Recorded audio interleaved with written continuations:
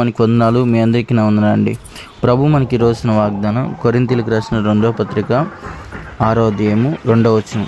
అనుకూల సమయమందు నీ మొరను ఆలకించితిని. Praise lord. ప్రభు ఈరోజు మనతో చెప్తున్న మాట ఏంటంటే, అనుకూల సమయమున ఆయన మనం చేసిన ప్రతి మొరను ఆయన ఆలకిస్తున్నాడు. అంటే ఇమ్మీడియట్గా మనం చేసిన మొర ఆయన ఆలకించాడంటారా?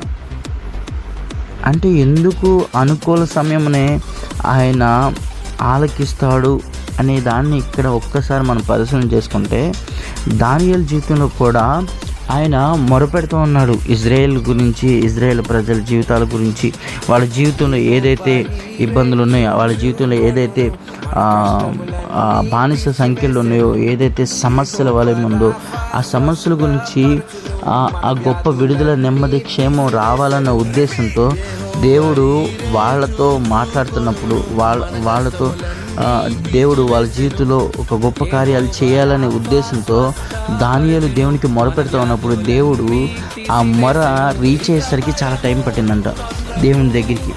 మనం ఇక్కడ చేసే మొర ఇమ్మీడియట్గా దేవుని దగ్గరికి వెళ్ళదు. ఎందుకు వెళ్ళదు అని అంటే, దేవుడు మనం మొరపెడుతున్నప్పుడు ఆయన దూతలు ఆయనకి మన మొరని తీసుకువెళ్తూ ఉంటాయంట.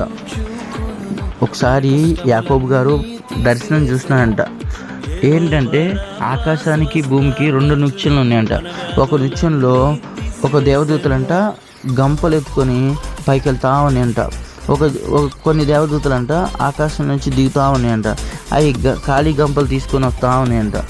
అని అంటే ఉదయాన్న లేచిన దగ్గర నుంచి మనం సాయంత్రం వరకు మనం ఎప్పుడైతే ప్రార్థన చేస్తామో, స్తుతి ప్రార్థన చేస్తామో, మన హృదయం కుమ్మరించబడే విధంగా లేచి ప్రార్థన చేస్తామో, దేవుడు ఇమ్మీడియట్గా ఆయన దూతతో పంపిస్తూ ఉంటాడు.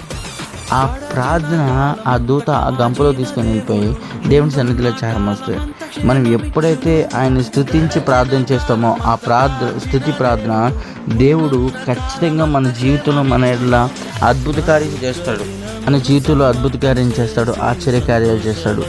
కానీ దానియేలు చేసిన ప్రార్థన ఇజ్రాయేల్ ప్రజల జీవితంలో జరిగే గొప్ప అపాయకరమైన పరిస్థితిని, గొప్ప శ్రమకాలాన్ని ఆయన మొరపెడుతున్నప్పుడు ఆ ప్రార్థన చేరకుండా ఉండాలని అంట మిఖాయేలు దూతకును అపవాదికి ఫైటింగ్ జరిగిందంట.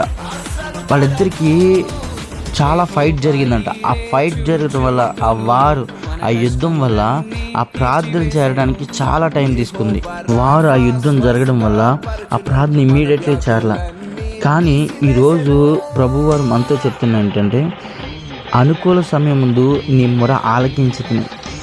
ఈరోజు మనం ఏ సమయంలో మనం మొరపెడుతున్నాం, ఏ సమయంలో ఆయన్ని వేడుకుంటున్నాం, ఏ సమయంలో ఆయన నామాన్ని ఘనపరచడానికి, ఆయన నామాన్ని హెచ్చించడానికి మనము ఆయన సన్నిధిలో మోకరించి ఉంటే, దేవుడు మనం ఏదైతే చేస్తున్నామో, మనం ఏదైతే మొర పెడుతున్నామో ఆ మొర ఆలకించాలనుకుంటున్నాడు. ఈరోజు ఆ మొర ఆలకించే దేవుడిని మనము ఏ విధమైన మొర పెడుతున్నాము, ఎలాంటి మొర పెడుతున్నాము, ఏ విధమైన మొరతో ఆయన సంతోషపెడుతున్నాము ఒక్కసారి మనం పరిశీలన చేసుకుందాం. దేవుడు ఆయన ఇచ్చే కృపా జ్ఞానాన్ని బట్టి మనం చేసే ప్రతి మొర ఆయన సన్నిధిలో, ఆయన పాదాల యొద్ద ఉండును గాక. అట్టి కృప దేవుడు మనందరికీ దయచేయను గాక. ఆమేన్. ప్రేమ కలిగిన తండ్రి, కృపామయ, దయ కలిగిన రాజా, రక్షకానికి వందనాలు, స్తోత్రాలయ్యా. ఈరోజు ప్రభా అనుకూల సమయంలో నీ మొర ఆలకించుదని సెలవిచ్చావు ప్రభా. అయ్యా, మేము ఏ సమయంలో ప్రభా నీకు మొరపెడుతున్నాం, ఏ సమయంలో ప్రభా మేము మొరపెట్టే వరంగా అయ్యా మేము ఉన్నామో ప్రభా, మమ్మల్ని మేము పరిశీలన చేసుకుంటున్నాం ప్రభా. నీ చిత్తమైతే ప్రభా ఈ ఉదయకాల సమయంలో నీ కృపా జ్ఞానాన్ని, కృపగలిగిన హస్తాన్ని, దయగలిగిన హస్తాన్ని ప్రభా మాలో నింపుదల చేయండి. నీ చిత్తానుసారంగా ఉండే కృపని, ధన్యతను మాకు దయచేయండి దేవా. ఈ రోజంతా ప్రభా ఈ వాక్యాన్ని ఎవరైతే ఆలకిస్తున్నారో, ఈ వాగ్దానం చేతి పట్టుకుని ప్రార్థన చేస్తున్నారో వాళ్ళ జీవితంలో అద్భుత కార్యాలు చేయండి దేవా. అయ్యా, గొప్ప దేవుడు దేవా, నీ నామంలో ఏది అడిగినా మేము పొందుకుంటాం దేవా.